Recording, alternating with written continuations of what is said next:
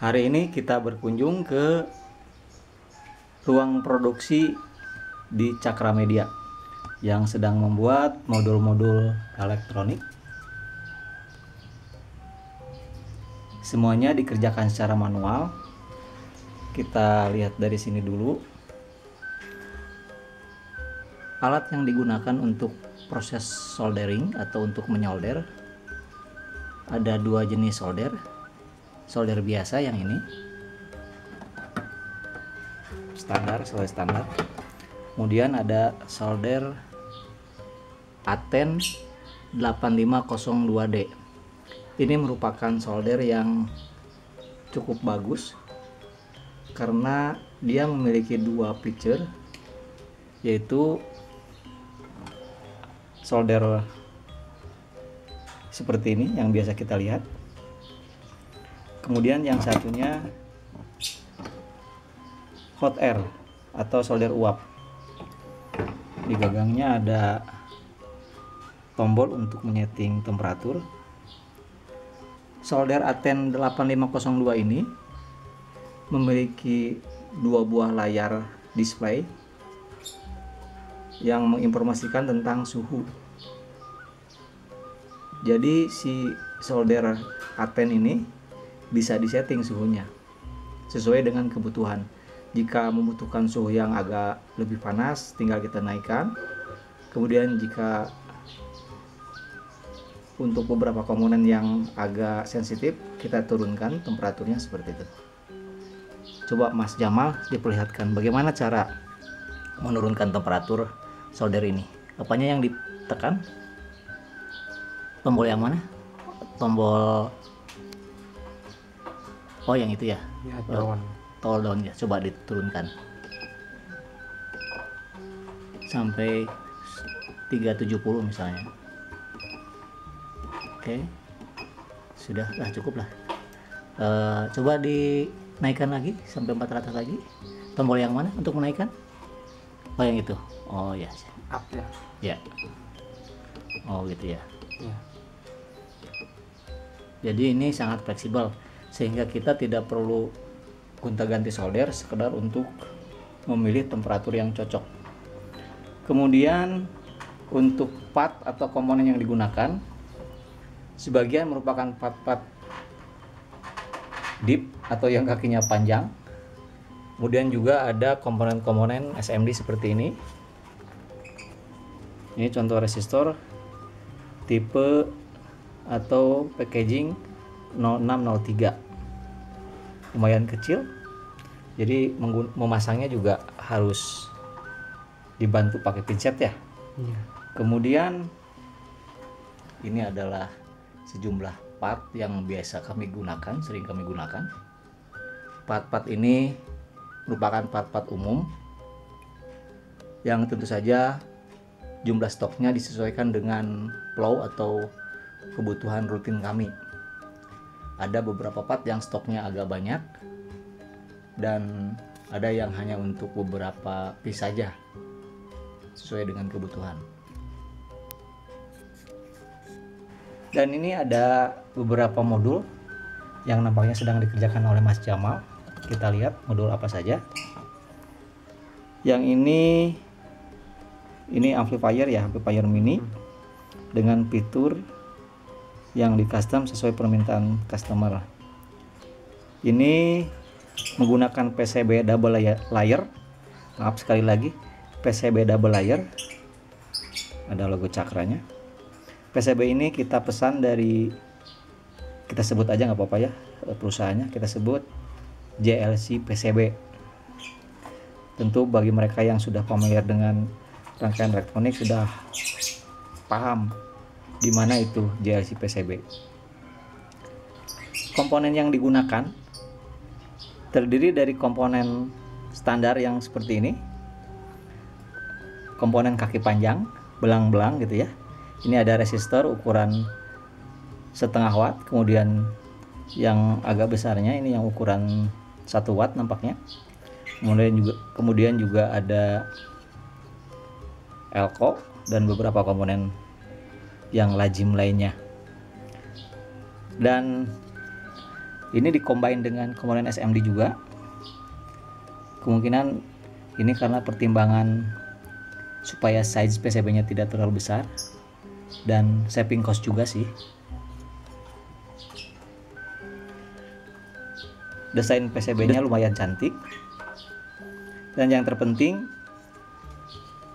PCB ini diproduksi dengan standar industri atau istilahnya industrial grade dengan ketebalan yang cukup lumayan tebal, 1,6. Kemudian selain modul yang ini, ada juga modul yang lebih kecil nampaknya. Oh, yang mana? Yang ini ya. Oke. Ini juga sama, semacam PCB audio modul juga. Bentuknya lebih kecil. Sama juga dengan PCB yang tadi, ini menggunakan PCB double layer.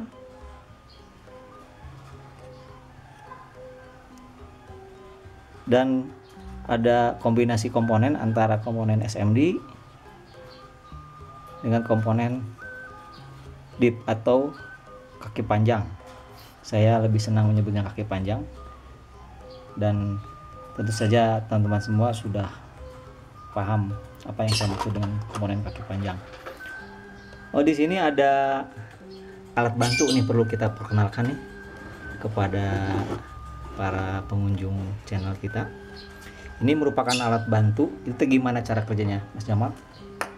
Pertama ya, bagian ini kepalanya ditarik, kemudian dimasukkan. Oh, supaya tidak bergeser-geser gitu ya? Iya, penting. Oke, jadi alat ini hanya alat bantu sederhana, bisa dirakit atau mau beli yang sudah jadi, yang fungsinya sekedar untuk menahan sehingga proses soldering bisa lebih mudah dilakukan. Timah yang digunakan ada timah jenis ini ya, apa ini, ukuran 0,3, sama yang satunya lagi ukuran 0,8 yang mungkin digunakan sesuai dengan kebutuhan. Untuk komponen-komponen SMD biasanya menggunakan timah berukuran kecil yang 0,3 tersebut. Ini apa ini? Oh, ini dioda. Ini dioda SMD yang biasa digunakan. Kemudian kita intip aja, nggak apa-apa ya Mas Jamal ya. Iya. Pengen lihat katanya nih pengunjung kita. Oh, ini ada SD card. Bukan SD card, sorry. Ini soket buat SD card atau slot buat SD card. Lupa lagi saya namanya.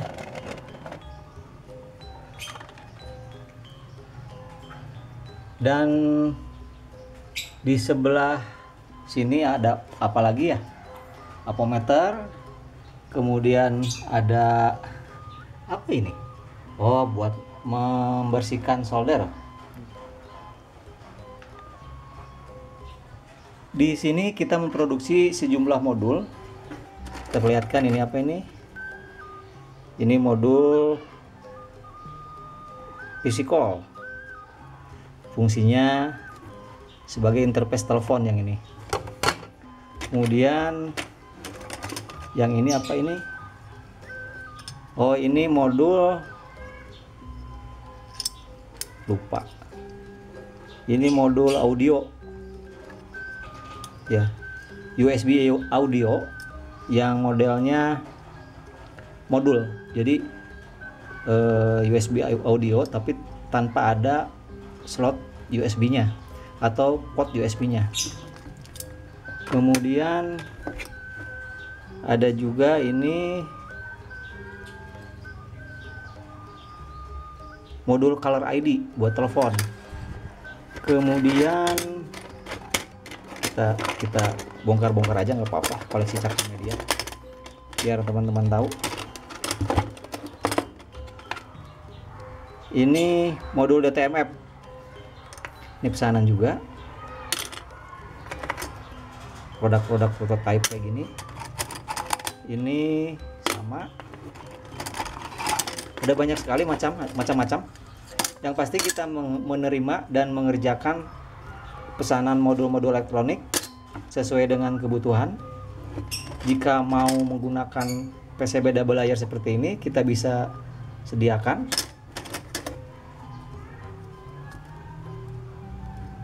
Pilihan warnanya juga beragam, bisa warna hijau tua seperti ini, atau hijau muda seperti ini, atau merah seperti ini, atau bahkan ada yang hitam tadi saya lihat, mana lupa. Oh ini nih, ini konverter namanya.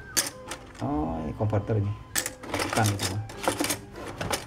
Betapa cantiknya modul-modul ini bagi mereka yang suka ngoprek dan memiliki kecintaan pada elektronik. Tentunya bisa merasakan bagaimana sulitnya mendesain sebuah modul, akan tetapi ketika sudah jadi, hasilnya cukup untuk mengobati kesulitan selama proses desain. Ini bukan modul yang canggih-canggih amat, tapi ini merupakan modul-modul yang dengan senang hati kami mengerjakannya. Tentu saja salah satu motivasinya adalah ekonomi dalam rangka mencari nafkah, tapi di sisi lain kami memang memiliki hobi yang menghasilkan uang, kira-kira begitu istilahnya. Proses produksi modul-modul elektronik secara manual memiliki keunikan tersendiri. Kami belum memiliki alat-alat canggih seperti mesin insert komponen. Oleh karena itu, hampir semua komponen kami solder secara manual. Untuk komponen SMD dikerjakan seperti ini, sedang dikerjakan oleh Mas Jamal. Sehingga dia membutuhkan alat bantu berupa apa itu Mas Jamal? Pinset. Pinset ya. Wah ya. Biasanya buat nyabutin uban, tapi di sini dipakai untuk megang komponen. Tips dari Mas Jamal katanya kalau menyolder,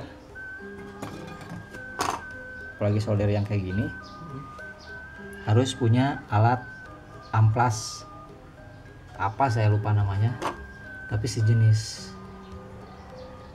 alat penggosok buat pencuci piring atau katel.